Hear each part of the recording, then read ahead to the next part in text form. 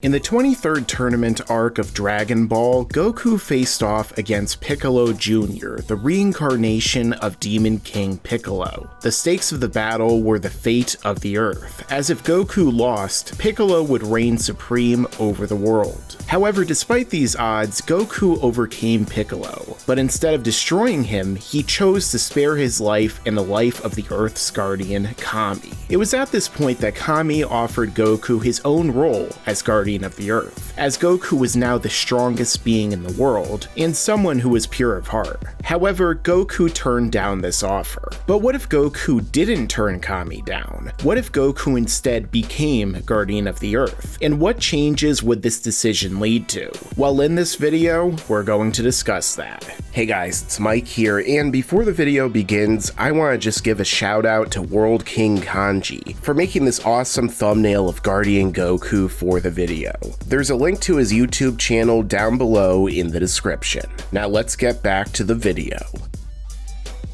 Alright guys, so to join me today is someone you've seen on my videos in the past, and someone who makes some awesome videos of his own over on his own channel, and his name is... Blackenfist. I am glad to be here on Laughingstock Media discussing this topic. Yeah, so this is a very interesting topic that I thought it would definitely be great to have someone such as yourself who is really versed in Dragon Ball history on the channel. And so Blackenfist, Goku was offered the role to become the next Guardian of the Earth by Kami. Basically that he would replace him as the Guardian and he would be the one to watch over the Earth. And originally in Dragon Ball, Goku turned this down. However, Blackenfist, what if Goku in this case were to not turn that down? What if he did take the role in the position, and what do you think would happen from that point forward? Well, I definitely think the trajectory of essentially the entire series would change drastically. I presumably would think that Chi-Chi would still be married to Goku in this scenario. Yeah. So obviously just Goku living on the lookout from this point forward. The biggest change initially might be Piccolo's reaction to this announcement. Now, obviously Piccolo might know a couple of the things the Guardian has access to, and one of the things he might have access to is the hyperbolic time chamber, which is definitely something that Goku could utilize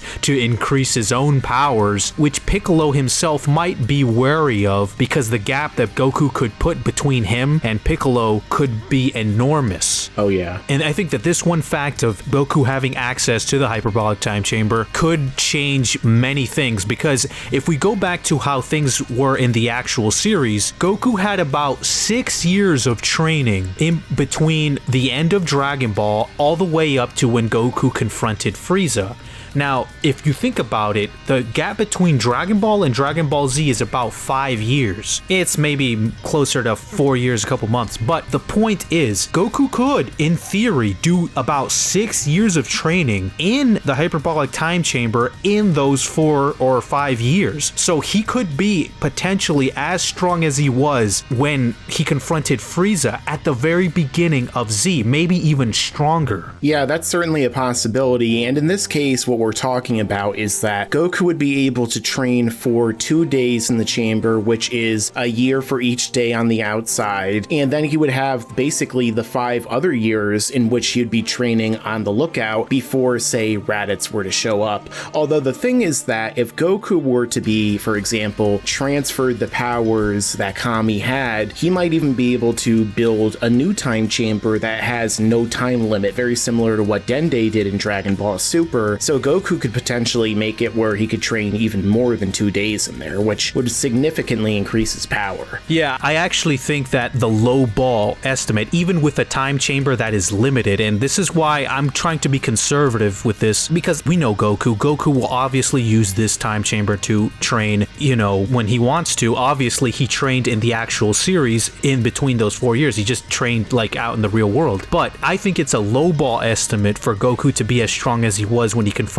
Frieza at the beginning of Z. Like I said before, he potentially could be even stronger than this. Yeah, it's very possible considering just how big of a boost he got when he was already a Super Saiyan when he went in there with Gohan. But that brings up the next part of the scenario in which Raditz arrives. And of course, Raditz would still arrive to the Earth seeking out Goku because he, Vegeta, and Nappa were going to attack another planet to wipe them out, and they felt like they could have used a little extra help from somebody like Goku. However, if Raditz shows up to try and threaten Goku or to try and recruit him, and Goku is already this powerful, what do you think's going to happen in that scenario, Blackenfist? Well, I honestly think this is pretty straightforward, because if Goku has been training in this time chamber and has gotten immensely powerful, I think he would easily overpower Raditz, leaving Raditz with absolutely no other choice to either get killed by Goku's hand or leave the planet, which is, I'm pretty sure, the ultimatum that Goku will deliver to Raditz. Raditz will try to do something, maybe he'll try to reach for Gohan, but Goku will easily overpower him, telling him you should probably leave or else, essentially. Now, I think Raditz will probably take the option of leaving,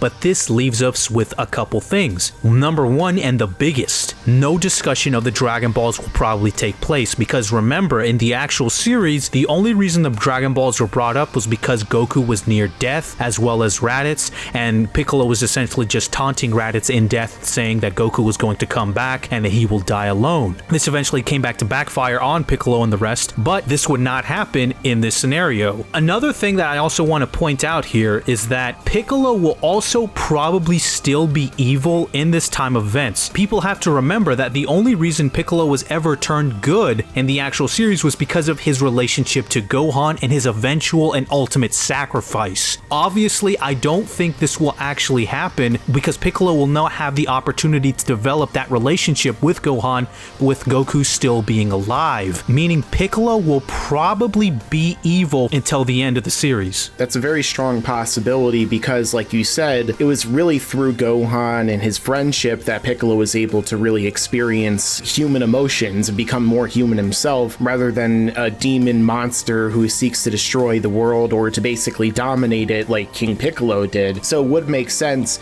However, in this case, I feel like Piccolo would be so much weaker than Goku and probably still weaker than Raditz to where he'd be kind of sidelined during this event. And as a result, like you said, because no discussion of the Dragon Balls would take place, this would lead to a kind of diverging point in the story, because this leaves us with two different options. Number one, Raditz goes back to Vegeta, and Vegeta hears about Goku and his power, and he says, I'm not gonna mess with this guy. This guy's too strong for me. I'm just gonna stay out of his way, and I'm not gonna go to the Earth. And in that case, this timeline would basically be a lot more simplified because no aliens would likely come to the Earth. Goku probably wouldn't go off to fight Frieza and, do a lot of the things that we saw. So pretty much everything would be different up until the time that the androids come. However, in the case that Vegeta does come to the Earth, I think that that would be a very different situation from how it played out in the main story. What do you think, Blackenfist? Well, I think obviously the reason for Vegeta ever showing up to Earth would be different in this scenario because obviously he came to Earth initially because of the Dragon Balls. In this scenario, I think that if Vegeta ever does come to Earth, it'll be because he's intrigued by such a strong Saiyan, or he might be intimidated, or he's just very curious to see such a,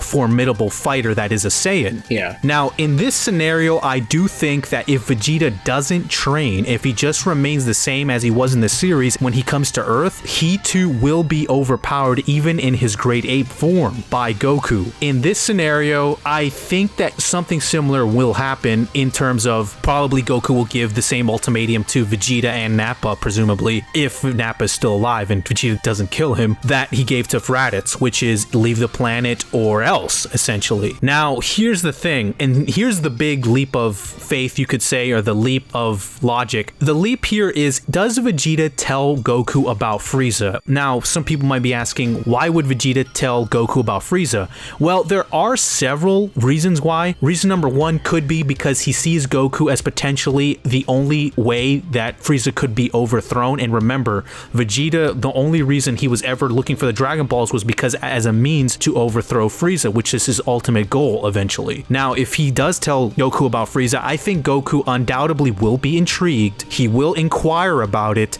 He'll probably ask King Yama. If King Yama directs him to King Kai will probably tell him the same thing he does in the series, which will only intrigue Goku more, which will probably lead to Goku in search of trying to see where this Frieza is, especially if Frieza's some evil guy who's doing tyrannical things and oppressing probably billions of people. So Goku will definitely want to be intrigued, and he'll feel feel almost an obligation to stop that. Now, obviously, this is all on the assumption that Vegeta tells him about Frieza. If he doesn't, well, it'll kind of be similar to the first scenario that Mike described earlier, in which nothing much else happens, Vegeta probably leaves, and nothing will happen until the Cell arc. But if Goku is informed, I think that what will happen is Goku will probably eventually confront Frieza. He will, as I said before, be as strong as he was, possibly even stronger than he was in his base form. If he doesn't achieve Super Saiyan, he might have a problem beating Frieza, but if he does, he'll easily probably overpower Frieza, and it will be likely very similar to the way we see it in the series. Yeah, so when it comes to Goku fighting against Frieza, in the scenario where Vegeta doesn't learn about the Dragon Balls, let's say, during his fight against Goku, he may never even learn that they exist. So if that's the case, then Frieza by proxy would not learn about them either, because the whole reason why Frieza went to Namek in the first place was because he heard Vegeta and Nappa talking about how they could go to Namek after they kill Piccolo and the other Earthlings, and they could also wish on the Dragon Balls that are there. However, in this case, Frieza wouldn't even know that they exist potentially. So if that's the case, I could see either Goku possibly going to Planet Frieza to confront him,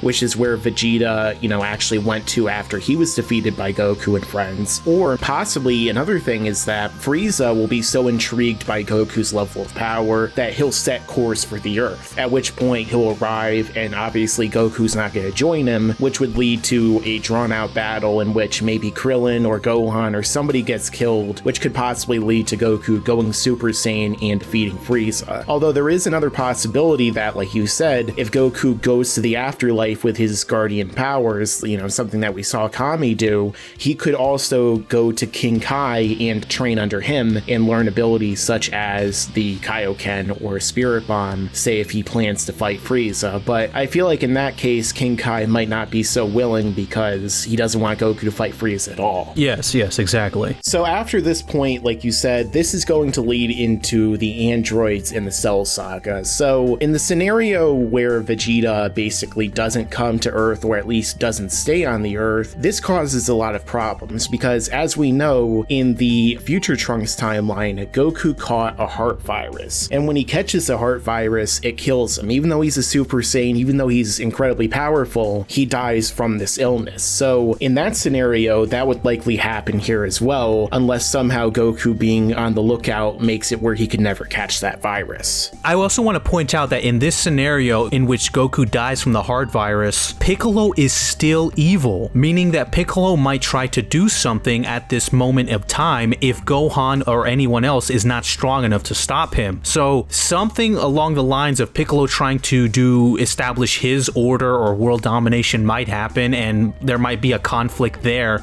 in which Gohan or Tien, Krillin, or maybe even Master Roshi gets involved, where they all have to be forced to try to stop him. Maybe even Kami himself might actually commit suicide at this point in juncture where if it gets too desperate. Yeah, but the thing is that in both scenarios that we'd be discussing, the androids in Cell would probably still come to life. So in that situation, I don't think that Piccolo at his level of power he would be right now would really stand any chance against them, and it's possible that none of the other Z fighters would either. The only possibility I could think of would be Gohan in this case, and when it comes to Gohan, the reason I say that is because if he's born with Goku and Chi-Chi's marriage and they're living on top of the lookout, it's possible that Goku will train Gohan in the chamber, because even though Gohan wants to be a scholar, he wants his life to be devoted to not training, I think that Goku might be able to be like, well, Chi-Chi, it would only take 2 days to train him in this chamber, so he could still focus on his books and everything. So there's a possibility that Gohan would be stronger in this timeline and maybe he'd be able to make more of a difference, but there wouldn't be any Trunks, so there might not even be any time travel unless somebody else went back in time. Bulma herself could always go back in time. Yeah, so that's a possibility, and so Goku could potentially be saved, and there is the possibility that Vegeta does stay on Earth, or, when Frieza comes to the Earth, he comes to help out or something, and so he becomes becomes more of an ally like he did in the main timeline. Yeah, I also want to point out that in the scenario in which Vegeta does come to the Earth for whatever reason because he's intrigued by Goku, it could be very similar to the way we see it in the actual series, where Vegeta is probably defeated and he feels humiliated, and now he has like a whole vendetta against Goku trying to become stronger than him. So it could be very similar to the way we see it in the actual series. So by the time the Cell arc rolls around, Vegeta could also be in play around this point in this scenario too.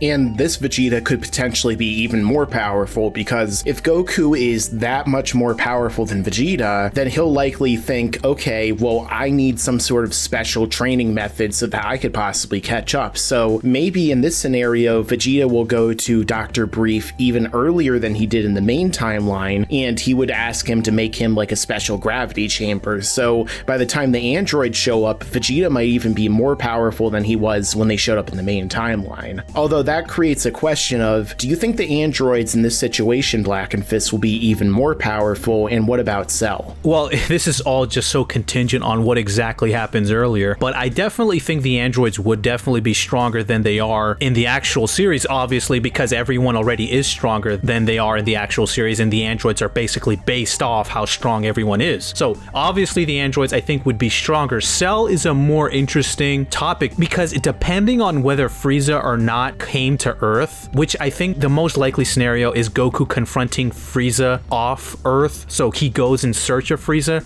So Frieza probably wouldn't be on Earth. Cell wouldn't be incorporated with any of King Cold or Frieza's genetic information, which potentially could make Cell less durable. You know, he'd still be insanely strong, but maybe not as durable as he was in the actual series. It's kind of tough to know exactly what Frieza contributed to Cell, except for like extreme durability, or whether that really factored into how strong Cell was. So it's kind of tough to parse out exactly, you know, Cell's like genetic makeup, because that was never broken down. But the biggest factor obviously would be that Cell would not be made up from Frieza's cells at all. Yeah, so I think that would probably result in a less threatening Cell. However, obviously that's up in the air, but let's say that there is still time travel and pretty much everything happens kind of similarly to how it happened in the main timeline. Either Bulma or Trunks or somebody goes back in time and basically leads to Goku surviving the heart virus, and maybe at this point Goku and the rest defeating the androids and Cell. But that brings up the question of, you know, does Gohan go Super Saiyan 2? Does he even need to go Super Saiyan 2? And of course, Blackenfist, what happens come the Buu Saga? Wow. See, the farther we get into it, the more and more divergent it gets, because the Cell arc does involve time travel, and if we now bring in time travel to this scenario, it gets very confusing now, because potentially, depending on whether Vegeta stayed on Earth or not, Trunks could have been conceived. But even if Trunks wasn't conceived, like I said before, Bulma could have gone back in time, or someone else could have gone back in time themselves too. So if someone goes back in time and saves Goku, and this Goku is already stronger than he was, and this Goku already confronted Frieza and obviously is a Super Saiyan by this point, he became a Super Saiyan somehow, that means that we're having a much stronger Goku confront the androids. It's hard to gauge because the androids would be stronger than they are in the series, but Goku himself would also be stronger. And so I don't know, maybe if that would even it out and maybe we would see a similar scenario to the way we see it in the actual series. Honestly, this could get actually very confusing, because then Cell, if we're treating it the way it was in the series, he also comes to our story through time travel as well. So to make it as simple as possible, if we assume as many things as possible from the actual series, I think that things would probably be better for the Z Fighters in this scenario, because everyone is essentially already much stronger. The only thing that might affect is that Goku might actually be able to defeat Cell himself because of that, meaning Gohan might not need to become a Super Saiyan 2 when that time comes. That might be the most biggest and critical difference. And I feel like in that case, if Goku is still alive and 7 years pass and Babidi and everyone comes, basically, I think that a lot of the incentive for Vegeta to become Majin Vegeta, a lot of the incentive for things to go bad the way they did in the Buu Saga wouldn't really be there. So I don't really think that in this case, Goku and Vegeta would allow Buu to be hatched. You know, I think that they would probably stop him before he even comes out, kind of similar to what Trunks did in his own timeline. So I don't think that it would turn out anywhere near as bad for the good guys come the Buu Saga. Yeah, I would probably think so along the same lines as you. The only thing where I might stray a little bit from you is I think there might be still some conflict between Goku and Vegeta there, if Vegeta of course is there present because, I mean, knowing Vegeta, he probably still will have that vendetta against Goku. So when Babidi shows up, he might once again take a very similar track and Buu could possibly be hatched. But if he does, I think eventually he will be defeated. Yeah, I'm sure that by this point in the story, they would be able to find a way to defeat Buu, because when it comes to the Buu Saga, you know, Goku was able to achieve something like Super Saiyan 3 in the afterlife. He was able to get the fusion dance and even the Patara earrings, you know, so that he could use them against Buu, but ultimately none of it even helped. The thing that defeated Buu was the Spirit Bomb, so if Goku at any point trains with King Kai and learns that ability, then I think they'd be able to beat him, or, you know, the Supreme Kai would still be involved, so it's possible that they would have Gohan, you know, or Goku have their potential unlocked. I think that there's a lot of ways that they'd be able to defeat Buu, even if he somehow were to be hatched, but I think that because Goku would be on Earth for those 7 years, he and Vegeta probably would have fought it out before the Buu Saga even happened, so I don't know if that Majin situation would even turn out the same way. That's true. There's also the scenario in which Vegeta is not on Earth, and if we want to go into this scenario, presumably if they dealt with all the android threat and they're up to Buu, it might actually be very similar to the way it was in the Future Trunks timeline that we saw in Super, in which they might have prevented Buu from hatching, because the biggest X factor in Buu's hatching is Vegeta, and if Vegeta is not present in there, there's obviously no Trunks, but even with no Trunks, I think that Goku, Gohan, and Goten would be born in this timeline as well. I think they would be able to work together to stop Dabura and Babidi pretty easily. Yeah, definitely. So that pretty much wraps up the idea of Dragon Ball Z in this case. And the only thing we really have left to talk about would be some of the events in Dragon Ball Super. The first one that I feel like might be different would have to be Beerus. You know, I think that there's one scenario that's very interesting. One possibility is that Goku would basically be a kind of godly character at this point. He would know about the afterlife. He would be residing over a planet. He might also know about God Ki at this point too. Exactly. So if he knows about God Ki and everything, maybe by this point Goku has kind of started to figure out a way to utilize it, or perhaps even when it comes to Beerus, you know, Beerus comes along and he says, oh, are you the Super Saiyan God? And possibly Goku would even be able to be a Super Saiyan God by this point in the story if he actually learned how to harness God Ki or something along those lines. The blue version, I presume, right? Yeah, very possibly the blue version, although he did attain that through training with Whis. I think that another more likely scenario, though, is that Goku wouldn't know how to become a god, and basically Beerus would show up, he would fight and defeat Goku, because even in Super, Goku probably still can't beat Beerus yet, and Beerus wouldn't be antagonized by somebody like Majin Buu. In the original Battle of Gods story, Beerus was antagonized by Buu, which led to him fighting everyone, which led to them having to do the god ritual in the first place. So if Beerus isn't antagonized by Buu, then chances are he'll just be like, oh, it was just a false dream, or it was just something that isn't a reality right now, and he would leave. But there's also the possibility that things play out pretty much the same way they did in Super, where Goku goes to train under him, the god ritual still happens, and pretty much everything else would play out the same way, I feel like. In the scenario in which Vegeta never showed up on Earth, he